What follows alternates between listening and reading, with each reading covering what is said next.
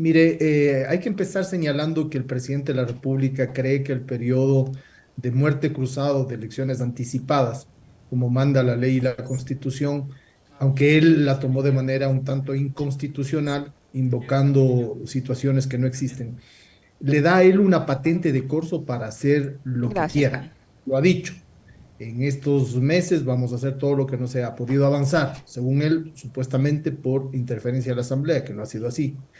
Y en este periodo quiere impulsar todas aquellas cosas que en su agenda de negocios no las pudo hacer porque tenía una asamblea que le paraba, sobre todo un bloque ahí, que era Unión por la Esperanza, que le paraba los intentos de esa agenda de negocios que han estado presentes en todo el periodo del presidente Lazo, sobre todo los intentos de privatización de activos, los intentos de privatización de fracciones o de la totalidad de la seguridad social, del área petrolera, del área de las telecomunicaciones, de la electricidad, etcétera. Entonces, ahora pretende enviar esta ley que ya estuvo planteada en esa ley fallida que no pasó en la Asamblea Nacional de Inversiones, proponiéndose ampliar el espacio de liberalización que existirían en estas zonas económicas de desarrollo especial, ahora estas zonas francas. Hemos visto en estos días que han retirado ese intento también de volver a hacer una reforma laboral flexibilizadora. No se dieron cuenta que eso generaría incluso más calentura este momento en la reacción social y la retiraron y pretenden pasarla a estas zonas de francas, en definitiva, con el fin supuestamente de aumentar la inversión. Eso no va a ser así, eso no va a ser así. Un país que está azotado por la inseguridad difícilmente va a lograr atraer inversión en este periodo. Nos está vendiendo humo igual que con la reforma tributaria que en el caso de verse se vería en el año 2025, en el siguiente ejercicio fiscal. Y con el tema de las inversiones es más drástico todavía. Los inversionistas buscan sobre todo espacios de seguridad, cosa que en el Ecuador hoy no existe. Economista, ¿cómo está? Buenos días. Ayer Andrés Arauz lo alertaba públicamente, y esto es algo que un economista de la misma línea me decía en días anteriores cuando había revisado el proyecto del gobierno. Las zonas francas no entendidas como un territorio geográfico específico, sino que darían la posibilidad a que las empresas puedan convertirse en entes libres de impuestos. ¿Cómo operaría eso y a quién termina beneficiando? Como estamos señalando, como no se pueden pasar de manera general todas estas leyes flexibilizadoras, aperturistas, donde hay condiciones especiales para los trabajadores que no están sujetos a determinados elementos del Código del Trabajo que les protege en cuanto a su salario, a su tiempo de trabajo, a sus bonificaciones, etcétera, en una territorialidad, como normalmente es conocido, una zona franca, una zona económica de desarrollo especial. Lo mismo con el tema tributario, lo mismo con otros temas, los temas arancelarios y muchos ámbitos regulatorios, de regulación de la producción, como no se lo quiere plantear en una territorialidad, ¿no? En una área específica alrededor de un aeropuerto, de un puerto, ¿no? El momento que no hay territorialidad sobre ese tipo de zonas francas, entre comillas, lo que sucede es que usted liberaliza la regulación en general y podría suceder lo que usted dice, pero esto es ante la imposibilidad de manera directa de pasar los temas de flexibilización y aperturismo que no le van a permitir las fuerzas sociales en estos meses al gobierno. Entonces, este es el intento. Ahora, supuestamente esto conduciría a mejorar la inversión. La inversión busca algunos atributos en los países que el Ecuador hoy día no los tiene. Busca flexibilidad, busca seguridad, busca que haya una infraestructura mínima que favorezca la producción, busca que haya una fuerza de trabajo capacitada y cuidada que hoy no existe. Es decir, no bastan los atributos solo de la flexibilidad. Ese es Ujú. uno de los atributos, pero no es el único. Y por otro lado, en vez de mejorar la atracción de inversión, lo que sucedería es que ya en las empresas instaladas podría vulnerar algunos elementos regulatorios, sobre todo en el ámbito del trabajo. Por eso digo, además de que nos vende humo, es peligrosa para los trabajadores, no va a favorecer la inversión, están nuevamente intentando hacer una acción demagógica que en realidad no va a tener cabida real en la economía nacional. Ahora, la Corte Constitucional, ¿qué debería decir frente a esta intención? Este nuevo decreto de ley propone que no haya límites en cuanto al sector o a la actividad económica para establecer las zonas francas, es decir, una competencia que estaba a cargo del Estado se va a dejar a libre albedrío del inversionista donde quiera poner su zona franca. Además, se plantean extensiones tributarias de 10, de 15 años del pago del impuesto a la renta, se plantea además exenciones tributarias en el pago de tributos en el exterior, del impuesto al valor agregado y el impuesto a la salida de divisas. Si se están planteando todo este tipo de exenciones tributarias, ¿dónde está la ganancia para el Estado a través de estas zonas francas? Fíjese, el día de mañana puede ser zona franca una zona financiera en el Ecuador. Y entonces tendría derecho a exenciones tributarias y a eso que no pudieron pasar, este subsidio a los bancos que quisieron plantear hace pocas semanas atrás, a propósito del incremento de las tasas de interés en el mercado mundial. Pobrecitos banqueros necesitaban ahora incentivos para que las ganancias sigan siendo altas como han venido siendo, quizás más altas. Pues ahora podría declararse una zona franca en una área financiera y ser sujetos de estos beneficios. Pues obviamente están violándose de esta forma, con estos intentos, algunas normas constitucionales sobre la economía. La Constitución es clarísima en la economía. Se busca las mejores condiciones de producción e empleo, entre otras cosas. Se busca que la política tributaria sea una política también redistributiva, no solamente una política de recaudación, ¿no? También de redistribución, del que más tiene, más paga. Es decir, la Corte Constitucional tendría que ver qué partes de la Constitución y de la ley, estos intentos de flexibilización, de desregulación, de aperturismo extremo que está proponiendo el gobierno de Lazo, viola la Constitución y pararle. Porque como digo, en la cabeza del presidente está interiorizado que este periodo de muerte cruzada le da patente de corso para hacer lo que quiera, en el ámbito económico y en otros ámbitos. Incluso lo ha dicho de varias maneras. Ahora, economista, ¿el tiempo que le queda al gobierno le va a servir como para que la economía pueda experimentar una suerte de respiro? ¿O cuál es el objetivo a nivel incluso de intereses de grupo que está alrededor de Lazo, mueven justamente este tipo de decisiones?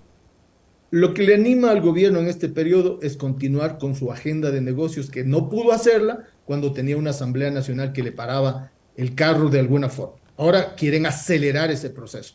Pero mire usted lo que básicamente la ciudadanía está esperando de este proceso de elección anticipada y del siguiente, ya de la constitución de un gobierno de transición. La agenda básica que la ciudadanía quiere es la seguridad. Es alrededor de la seguridad física de las personas. Hoy día en el Ecuador tenemos un país en el que se ha vuelto peligroso cualquier acción que antes era rutinaria, ir a tomar un café, que los hijos vayan a la universidad o a los colegios, que salgan en la noche a una fiesta, que se vaya a hacer ejercicio en un parque. Esas acciones rutinarias hoy se han vuelto peligrosas. ¿Y qué es lo que básicamente demanda la ciudadanía? Un enfrentamiento de los problemas de inseguridad para poder tener los otros elementos de la vida cotidiana. Y ahí viene entonces el económico, el social, el del empleo, el de la producción, etcétera. Pero en un país claramente flagelado por la inseguridad como es el Ecuador en estos momentos, difícilmente otras acciones van a poder tapar, ¿no? Ese problema básico que es ese problema de inseguridad. Hemos visto en días pasados cómo en un sitio turístico, de inversión turística, de afluencia turística, de incremento de la producción local por la afluencia turística, ha habido hechos de sangre y sale a la luz que una pareja que estaba festejando sus 5 años de matrimonio fue asesinada.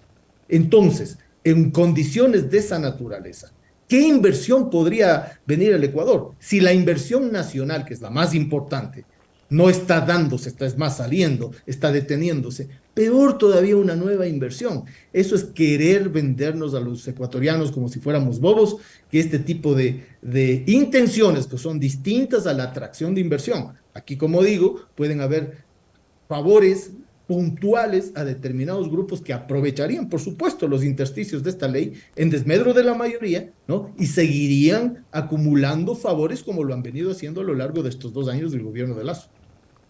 Ahora, economista Borja, otro de los anuncios que ha hecho el gobierno es esto de la reforma tributaria. Según el Servicio de Rentas Internas, se recortará exenciones tributarias a las empresas para compensar los ingresos que el Estado dejaría de recibir una vez que el gobierno ponga en marcha esta reforma tributaria si la Corte Constitucional le da vía libre para ello. Se anuncia modificaciones en cuanto a la deducción del pago del impuesto a la renta, rebaja de impuestos. El gobierno dice que esta nueva reforma es necesaria porque el incremento del impuesto a la renta en la reforma del 2021, generada por este mismo gobierno, derivó en evasión. ¿Cómo entender ahora que si fue el propio gobierno el que envió este proyecto de reforma tributaria que pasó por el Ministerio de la Ley a la Asamblea, ahora trate de decirnos que va a ser otra reforma para reducir impuestos? Mire, esto es como darle a la población un palazo y después ponerle mentol. Eso es lo que ha hecho el gobierno de Lazo. Por debajo de la mesa, de manera también ilegal, pasó la ley tributaria en el año 2021, ¿no? Y en esa ley, ¿qué hizo? Disminuyó las posibilidades de exención tributaria debido a los gastos que genera la familia. ¿Cómo era antes? Uno podía tener un ingreso y podía deducir hasta $15,000 de su ingreso como gasto y evidentemente pagaba el impuesto sobre lo restante, que es el impuesto a la renta. ¿Qué hizo Lazo? Eliminó eso y por tanto incrementó de manera muy profunda, muy grande, los pagos de impuestos, sobre todo en las clases medias, sobre todo, no únicamente, también en sectores productivos, en empresas, etcétera. Ahora, visto que este elemento de meterle la mano al bolsillo a los ecuatorianos ha significado perder capacidad de liquidez, capacidad de consumo de las familias, sobre todo, quiere volver a determinados componentes de exención de tributos debido a disminución de gastos. ¿Qué dice entonces? Si es que las personas tienen cargas familiares, entonces pueden deducir. Antes no era necesario tener cargas. La deducción de gastos estaba tratada de forma independiente de si tiene o no tiene cargas. Se debía al ingreso, como debe ser. Estamos hablando del impuesto a la renta, no de otros impuestos. En un impuesto a la renta usted paga sobre la renta. Acá era prácticamente un pago sobre la totalidad del ingreso. Y eso, por supuesto, en medio de esta crisis que ha estado viviendo permanentemente el Ecuador desde el año 2017 en el gobierno de Moreno y en el gobierno de Lazo, significó un deterioro de la condición de vida de los empleados, de los trabajadores, de los profesionales, y con estos impuestos agigantados, eso se vio incluso más profundizado y agravado, ¿no? Ahora lo que dicen es, bueno, vamos de esa situación de gravedad que tiene la liquidez de las familias a darles un alivio dependiendo si tienen cargas. Eso está haciendo Lazo. Primero nos da un palazo y luego nos pone mentol. Economista, ¿cómo ha reaccionado en general la economía del país, los mercados, después del decreto de muerte cruzada? ¿Esto puede terminar convirtiéndose en un problema en, digamos, el futuro más próximo del país? ¿O puede ser que como ya ahora sí los neoliberales tienen un gobierno totalmente libre, sin asambleas, sin trabas, sin obstrucciones y tal, pueden venir y robarnos las inversiones? Mire, eso es lo que han creído vendernos, ¿no? Uh-huh. Pero tampoco los analistas de los mercados internacionales son bobos. O sea, saben que aquí no hay una patente de corso para el gobierno. No es que pueda hacer lo que le da la gana. Por más que haya salido de manera censurable gente, incluso en las Fuerzas Armadas, a decir que apoyan porque esta acción del gobierno es constitucional, que tienen que meterse a los militares en la dirimencia si es constitucional o no. Eso es arrogarse funciones. Pero como digo, los analistas internacionales no son bobos y saben que aquí hay límites. Y hay límites en cuanto al manejo de lo posible. Aquí hay cómo hacer determinados decretos económicos pasando por la Corte Constitucional. No todos, pero sobre todo hay un límite social. Los movimientos sociales, sobre todo la CONAIE, está muy alerta de lo que pretende hacer Lazo. Esa agenda de privatización no ha salido de su cabeza. esa agenda de venta pública, de fereo público de los bienes del Estado no ha salido de su cabeza. Entonces, hay que estar atento a lo que pueda suceder en estas áreas como de la desregulación que se está pretendiendo con estas zonas francas, estas zonas económicas especiales de desarrollo, pero también en otras áreas, en la seguridad social, en el sector petrolero, en las telecomunicaciones, que tiene que volver a negociar con las empresas transnacionales las frecuencias, en el área de la electricidad, en el área de la inversión pública, en el resto de las áreas. Entonces, aquí no es que hay patente de corso, los neoliberales no pueden venir a hacer lo que les da la gana, ya lo han hecho, ya lo han hecho, y bastante durante tanto el gobierno de Moreno como el gobierno de Lazo. Pasaron una ley de defensa de la dolarización que vulneró las finanzas públicas y pasaron una serie de leyes durante incluso la pandemia que lesionaron las condiciones de producción y de trabajo de las cuales muchas empresas y muchos trabajadores hasta ahora no se reponen. El Ecuador sigue siendo un país donde solo 1 de cada 3 trabajadores tiene un empleo adecuado. Es un país donde ha incrementado la pobreza y la extrema pobreza. Estamos con extrema pobreza de 2 dígitos en el Ecuador. Y cuando se revisa estas cifras a niveles de segmentos, digamos, por ejemplo, mujeres, jóvenes, sectores indígenas o afros, estas situaciones de pobreza y extrema pobreza son mayores todavía. Entonces, en un país de esta naturaleza, claro, los mercados saben que los riesgos están ahí latentes. Por eso es que el riesgo país, a pesar de que hemos tenido el precio del petróleo alto, a pesar de que tenemos un gobierno neoliberal extremo como este, que ha acumulado reservas o en bancos internacionales que en medio de una crisis financiera internacional pueden hacerse humo, a pesar de todo eso, el riesgo país sigue siendo elevado. Entonces, no hay pues un correlato de decir, bueno, y ahora... Y esta vez, perdón que le corte ahí, economista, porque han celebrado como una gran victoria el que solo creció 59 puntos del riesgo país después del decreto de muerte cruzada. No sé qué estaban esperando. Lo que ya les ha pasado. En otras condiciones, el riesgo país ha aumentado mucho más de esos 50 puntos básicos, incluso ha llegado a situarse en niveles históricos de incremento del riesgo país en medio de un gobierno neoliberal. Fíjese usted cómo se cae el discurso, ¿no? Ellos dicen, nosotros sabemos cómo manejar la economía, por tanto los mercados van a reaccionar favorablemente. Favorablemente, entonces ahí tenemos de los riesgos países más elevados de la historia que ha tenido el Ecuador. Economista Borja, ¿qué va a pasar con proyectos como, por ejemplo, el oleoducto de crudos pesados? En las últimas horas, el ministro Fernando Santos, ministro de Energía, ha asegurado que no tiene mucho sentido que la multinacional española Repsol continúe formando parte del oleoducto de crudos pesados OCP, por lo que calificó de positiva la noticia del acuerdo con la argentina Pampa Energía para desprenderse de su participación. Hay un límite de tiempo para que el OCP siga en manos privadas, se supone que tiene que volver al Estado y hay este tipo de anuncios. ¿Qué va a pasar con este tipo de negocios, tomando en cuenta que este gobierno tiene 6 meses y que cualquier persona o compañía que quiera invertir en el país, pues tiene esta duda que usted acaba de expresar, que es compartida por muchos empresarios en el sentido de qué va a pasar con el gobierno que venga después de estos 6 meses, si lo que se decida en este transcurso se va o no se va a respetar o hay algún tipo de cláusula de arbitraje que se pueda someter para que se respeten las decisiones que en estos 6 meses se adopten. Mire, de hecho, los intentos para blindar los negocios que se hagan en estos meses van a estar ahí. Por tanto, la primera tarea es estar atentos a qué tipo de acciones económicas va a tomar el gobierno, dado que en este momento no hay una Asamblea Nacional.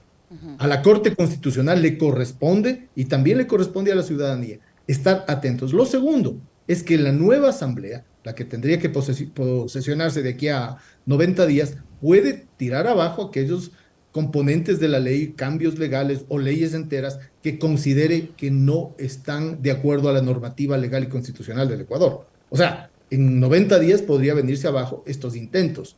¿Qué le correspondería al Ecuador en este periodo, al gobierno del Ecuador en este periodo? Hacerse cargo del tema más grave que tenemos, enfocarse por primera vez en estos 2 años y más ya, en servirle a la población, en ser empático con el problema básico que tiene la población, orientar los recursos a mejorar la capacidad de seguridad en el país y no intentar hacer negocios avesados que pueden perjudicar al país, perjudicar a los inversionistas, perjudicar a quienes podrían creer en medio de esta situación en el Ecuador y generar nuevamente en pocos meses una situación grave de pérdida de imagen, porque claro, una asamblea que seguramente va a ser una asamblea progresista, que seguramente va a ser una asamblea empática con las necesidades del país, podría tirar abajo esas leyes. ¿Es pura coincidencia que ahora el ministro de Energía sea partidario de que Repsol venda su parte en el oleoducto de crudos pesados justo ahora?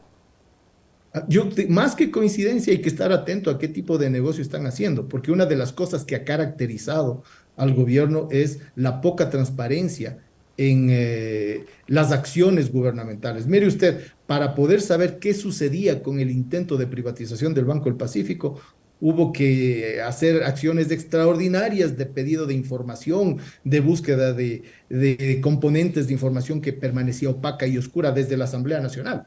Y solo así se logró parar ese intento de vender un banco que estaba desempeñándose en condiciones bastante eficientes. Lo mismo sucede con las otras áreas en las que no han podido avanzar con su agenda neoliberal. La seguridad social, el petróleo del que estamos hablando, y no solamente con el oleoducto de crudos pesados, con los campos petroleros, con el intento que tuvieron de volver a las leyes de participación en condiciones leoninas, por supuesto, para la sociedad ecuatoriana y para el Estado. Hay que estar atentos porque el gobierno tiene en su cabeza que la muerte cruzada, este periodo, es patente de corso para hacer lo que le da la gana. Para finalizar, economista Borja, yo quería preguntarle, ayer el ministro de la Producción decía que van a enviar a la Corte Constitucional o le van a pedir a la Corte Constitucional que ratifique los tratados de libre comercio suscritos en los últimos meses con dos países, entre ellos con China. ¿Puede la Corte Constitucional asumir el rol que tiene la Asamblea y aprobar estos tratados de libre comercio para ponerlos en vigencia? En principio no, porque estos tratados fueron firmados antes de este periodo. Tendría que esperarse el gobierno para que se instale, además que es poco tiempo para un tema como un tratado de comercio internacional, es poco tiempo, 90 días, normalmente tienen cláusulas que generan vigencias de determinados componentes en los acuerdos de libre comercio que son de largo plazo, ¿no? Con protecciones a determinadas áreas, con apertura a determinadas otras, son periodos bastante más largos que 90 días. ¿Cuál es el problema de esperar democráticamente una nueva asamblea en 90 días y que esa asamblea lo apruebe? Ahí, una vez más, hay que ver qué tipo de intereses, de intenciones se tienen. No pasa nada si en 90 días el Ecuador se espera y tiene un acuerdo. Ahora, mire, también ahí vale la pena señalar, ¿no? El doble discurso. El gobierno de Lazo decía que China era lo peor antes de entrar ya en funciones, una cosa con guitarra y otra con violín, y hoy impulsa un libre tratado de comercio con China.